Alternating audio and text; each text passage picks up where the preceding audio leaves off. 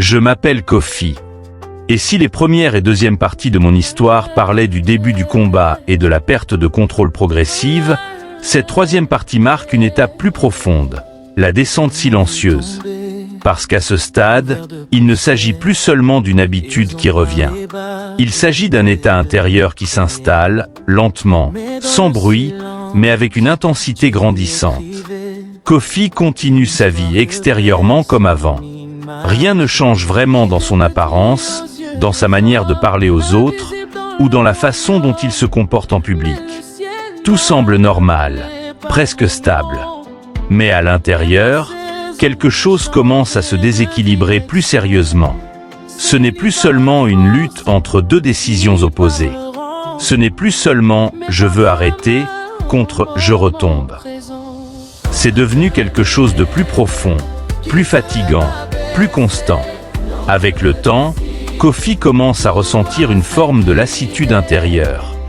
Une fatigue qui n'est pas physique, mais mentale et émotionnelle. Une fatigue qui vient du fait de répéter les mêmes cycles encore et encore, sans parvenir à les briser complètement. Et cette répétition commence à avoir un impact sur sa perception de lui-même. Petit à petit, Kofi commence à se poser des questions qu'il ne se posait pas avant. Des questions silencieuses, internes, parfois douloureuses. Pourquoi je n'arrive pas à changer? Pourquoi je reviens toujours au même point?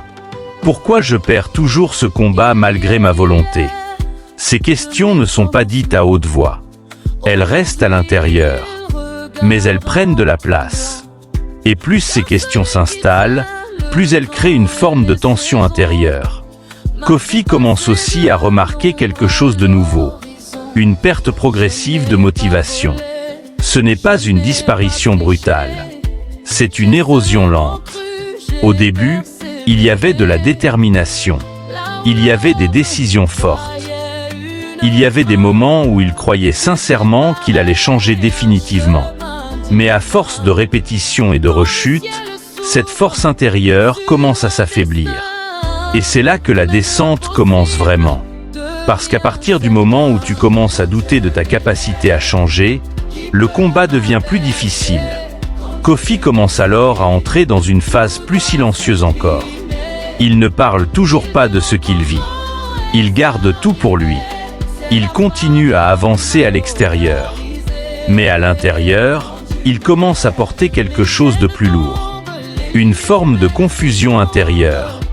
Une impression de tourner en rond. Un sentiment de répétition sans fin. Et avec le temps, cela commence à influencer son état émotionnel général. Il devient plus introspectif, plus silencieux dans ses pensées, parfois plus distant, même sans raison visible. Mais personne ne comprend réellement pourquoi, parce que personne ne connaît la réalité de ce qu'il vit. C'est souvent comme ça que les descentes silencieuses fonctionnent. Elles ne font pas de bruit, elles ne sont pas visibles. Mais elles changent progressivement l'intérieur d'une personne. Kofi commence aussi à vivre une forme de contradiction plus intense qu'avant. D'un côté, il veut vraiment changer. D'un autre côté, il se retrouve encore dans les mêmes cycles. Et cette contradiction permanente devient épuisante. Pas seulement physiquement, mais intérieurement. Comme si deux forces s'affrontaient constamment à l'intérieur de lui sans jamais trouver de résolution. Avec le temps, cette tension commence à créer une forme de perte de confiance plus profonde qu'auparavant. Ce n'est plus seulement « je doute de ma capacité ». C'est plutôt « est-ce que je vais vraiment réussir un jour ?»